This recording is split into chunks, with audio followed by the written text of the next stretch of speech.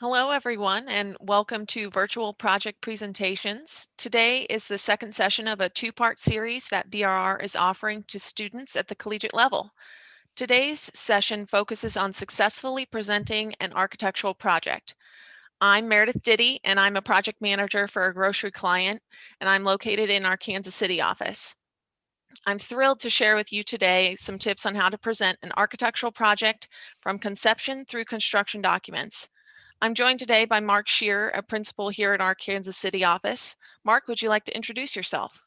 Yeah, thanks, Meredith. I've been here for about 10 years here at BRR since joining out of school.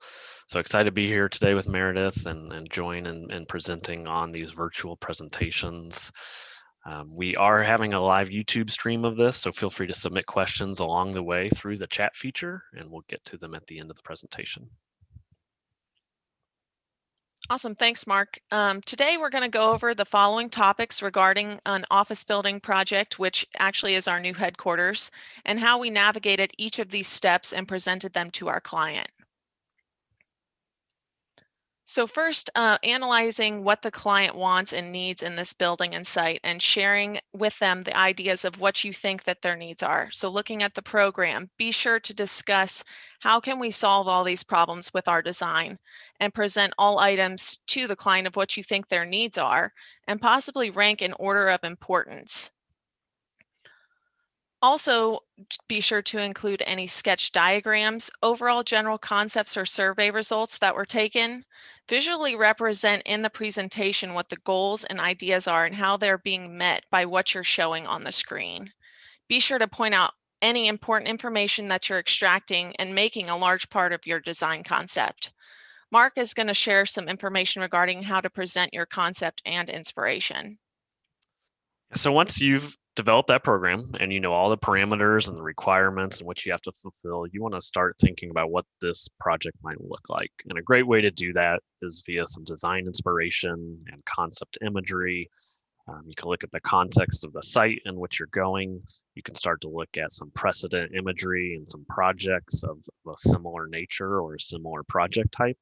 If you're doing an office project like the one we're showing today, you can look at other offices around town or new ones that have maybe come out recently, and you can start to hone in with the client on what you like, what they don't like, which is vitally important to narrow down the list of kind of where that aesthetic might go. It's a great way to look at visuals and graphics and chart your path for where your design might go in the project. And once you have that inspiration developed, you can start to look at a concept itself in a 3D form. So on the right side there, you could start to sketch, put pen to paper, and start to really think of what this project and what the space might be. On the left there, you could start to do some little 3D mocks and diagrams to look at massing.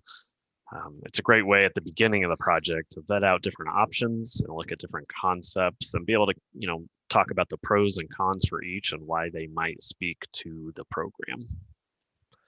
Meredith, you want to talk about the site plans and how we might show the context?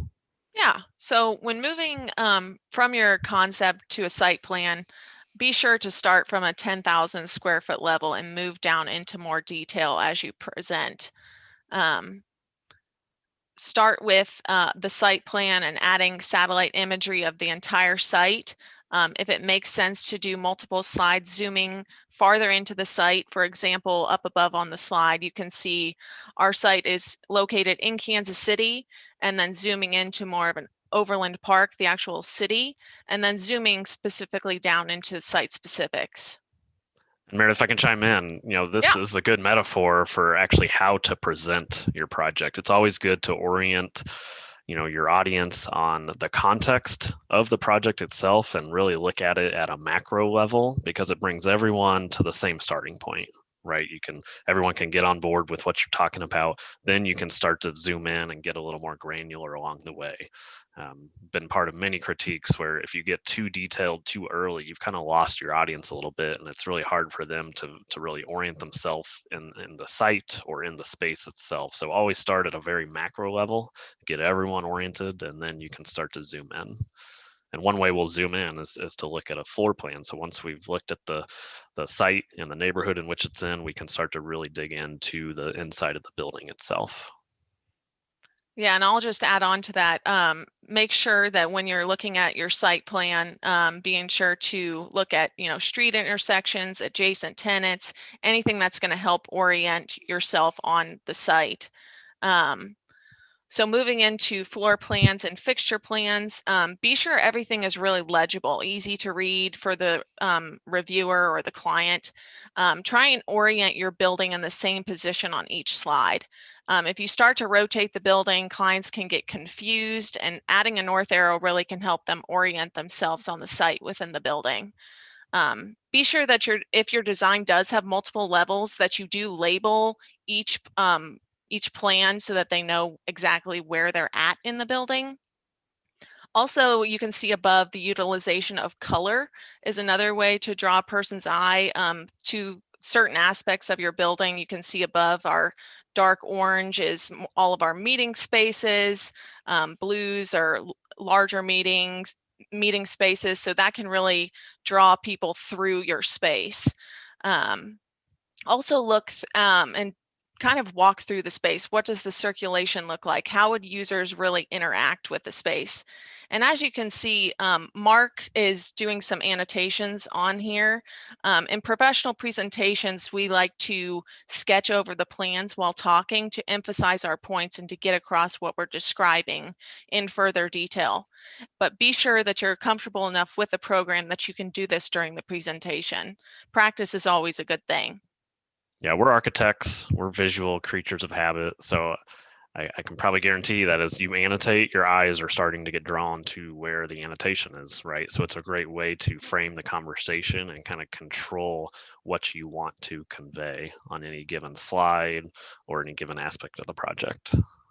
And it's just as easy to clear it all away as well. Another great way after you looked at the plan is you can start to pull up a 3D model. This is a great tool to not only, a 2D plan is great. You can look at a floor plan, you can walk through it, but if you're not always presenting to, architects, designers, folks that know what they're looking at, a 3D model is a great way to convey your design. Similar to what we just talked about, you always want to start at the macro level. So this shows the building on a site. You can picture yourself standing outside and looking at this thing. If you were to zoom into a really small detail in a hallway, you've probably kind of lost that audience member. So start zoomed out, orient everyone, and then from there you can start to walk through some of the spaces. Here in SketchUp, we have scenes developed for what the front lobby might look like. You can control the conversation for where you want to go and talk about some of the features and the highlights along the way. Obviously, today is kind of a quick version of that, but a 3D model can just be a really great tool to convey all the time and the sophistication you put into this model and some of the detail, and obviously some of those wow moments that are really going to impact someone.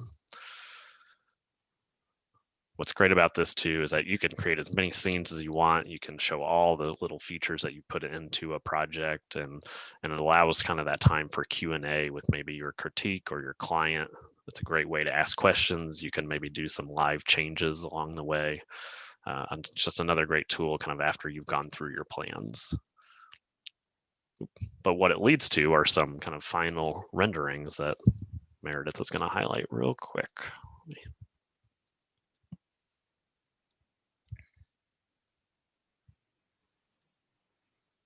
So on your guys's architectural renderings, things that you've spent most likely a lot of time doing, include the images that are going to best portray your ideas to the client or the reviewer. The hierarchy of your images is really important since you've taken a lot of time to work on these.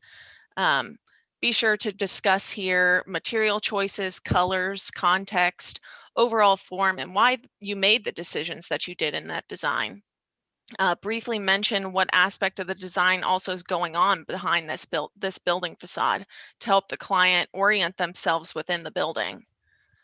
Also include images that portray how the program is being implemented into the building. This gives you the opportunity to point out specific areas of your design that you feel are important and solve your client's goals. Be sure that you give your client a holistic view of your design and capture anything that you might have missed in previous slides. Speaking of which, Meredith, one thing I did miss in a previous slide is to go through a couple of the details. It's funny too, it actually corresponds to the renderings. When you look at renderings, you put a lot of detail in those renderings, and they're a really good way to show the reality of what it might become. And I think showing these technical details do that in a similar way. So after you've gone through the plans and the models and you show the design and the concept, it's a great way to show the fact that you've put a lot of thought, and you can convey that this building can actually get built.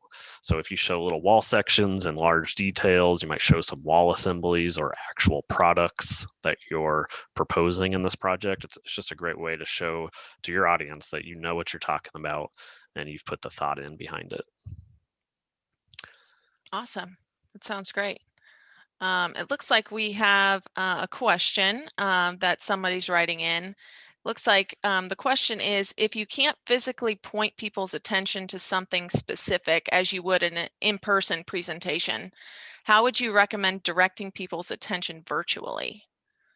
Mark, do you want to take Yeah, that I'll take one? that. I'm on Zoom or on any platform, but a virtual platform every day and these days, and I feel like I'm always instinctually starting to sketch. It's a way to control the conversation. Again, frame what you want to convey, what you want the audience to look at. We were sketching on the floor plan earlier, and it's a great way to kind of lead the audience's eye to what you want them to look at.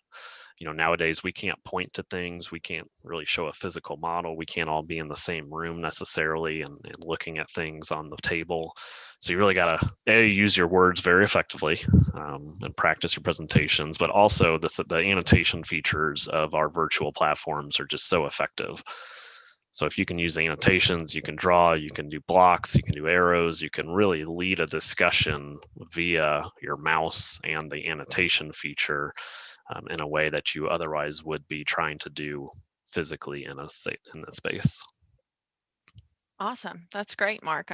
I think for that those comments, I think those were actually really helpful. So I think that's all the questions that we have today, Mark. So thank you everybody for joining. If you do have any additional questions, please don't hesitate to reach out to us. Joan and Anna's information is there below, and hope you have a good day. Thanks. Thanks, everyone.